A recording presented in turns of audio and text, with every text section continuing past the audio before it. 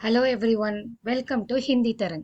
இன்னைக்கு நம்ம மத்தியமா பேப்பர் ஒன்ல பார்ட் டூல கத்தியில இருக்கிற தேர்ட் லெசன் படிக்க போகிறோம். மகாகவி சுப்பிரமணிய பாரதி.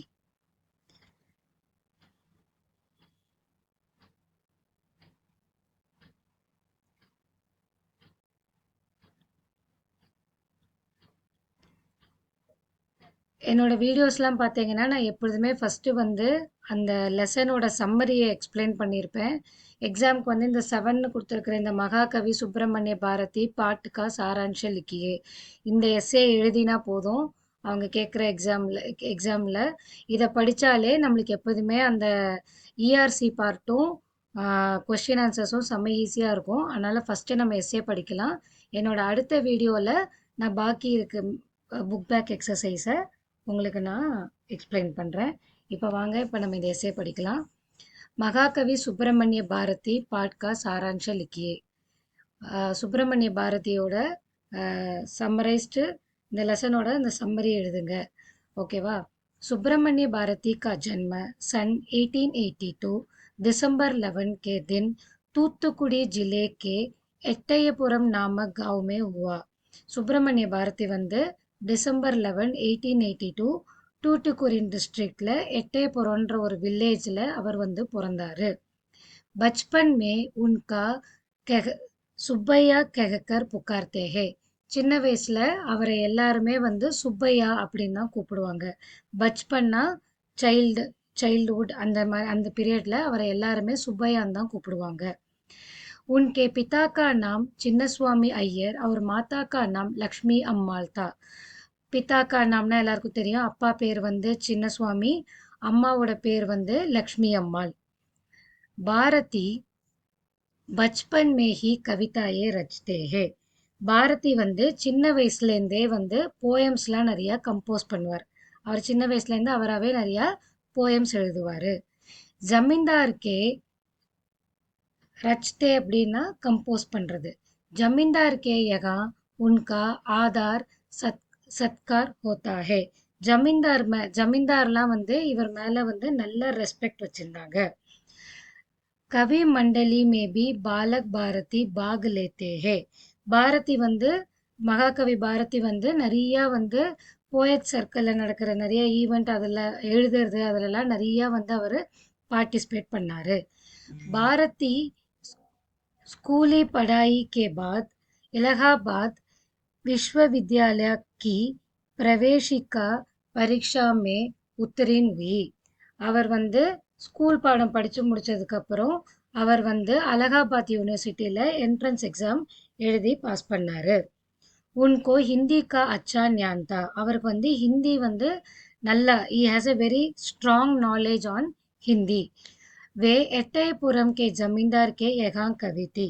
அவர் வந்து எட்டயபுரம் அந்த லேண்ட்லார்டுக்கு வந்து அவர் போயட்டாக ஒர்க் பண்ணார். उसके बाद वे मदुरै के एक स्कूल में தமிழ் அத்தியாபக் ரகே.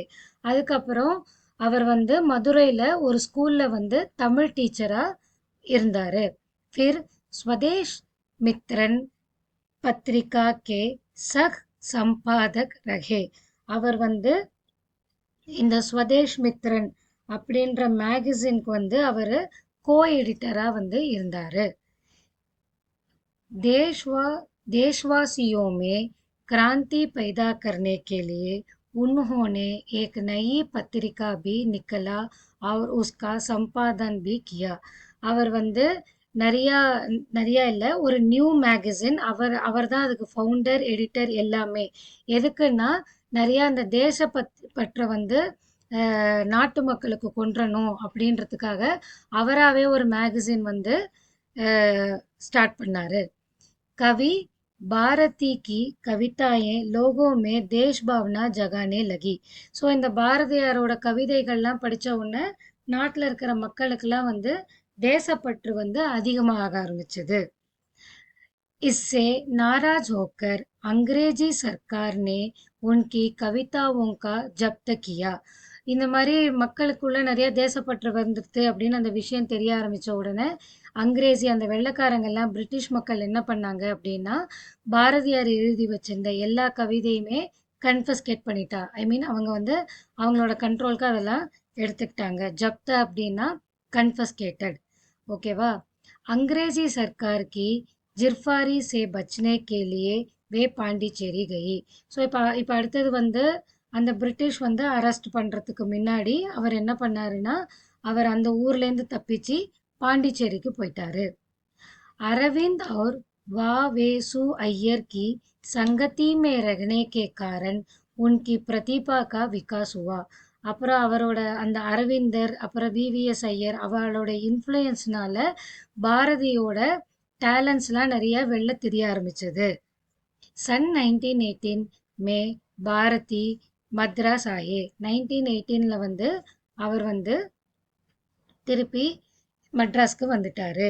வே புன் ஸ்வதேஷ் மித்திரன் கே சக சம்பாதக் பனே. அவர் ரிட்டர்ன் ஆனதுக்கப்புறம் அவர் திருப்பி அதே அந்த ஸ்வதேஷ் மித்ரன்ற அந்த மேகசின் கம்பெனிலே அவர் வந்து கோ எடிட்டராக திருப்பி ஜாயின் பண்ணிட்டாரு.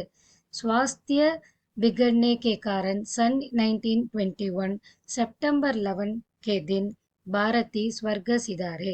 அவரோட ஹெல்த் கண்டிஷன் ரொம்ப மோசமாயிட்டு போனதுனால பாரதியார் வந்து செப்டம்பர் 11 1921 போது இறந்துட்டாரு. இதுதான் வந்து மகாகவி சுப்பிரமணிய பாரதியோட சம்மரைஸ்டு வெர்ஷன். நம்ம எக்ஸாம்க்கு எஸ்ஏ கேட்டால் இந்த 4 பேரா மட்டும் எழுதினா போதும். இந்த 4 பேராவை நல்லா தரோவாக படிச்சுக்கோங்க. இதை நம்ம படித்தாலே மேலே இந்த கொஷின் ஆன்சர்ஸ் பார்த்தீங்கன்னா அதுலேருந்தே தான் திருப்பி 2 கொஷின்ஸ் வந்திருக்கும். காம்ப்ரஹென்ஷன் பார்த்தாலும் அதே தான் இருக்கும். ஸோ எக்ஸசைஸ் பார்ட் ரொம்ப ஈஸியாக இருக்கும் எல்லாருக்குமே. என்ன சொல்கிறேன்னா மதிமாவில் ஃபஸ்ட்டு நீங்கள் எஸ்ஏ படிக்கிற அந்த லெசனில் ஐடியாவில் இருந்தீங்கன்னா ஃபஸ்ட்டு எஸ்ஏ படிச்சிருங்க. அதுக்கப்புறம் மற்ற புக் பேக் எக்ஸசைஸில் இருக்கிறது எல்லாமே ஈஸியாக இருக்கும். என்னோட அடுத்த வீடியோவில் நான் இந்த லெசனோட மற்ற புக் பேக் எக்ஸசைஸ் வந்து உங்களுக்கு எக்ஸ்பிளைன் பண்ணுறேன்.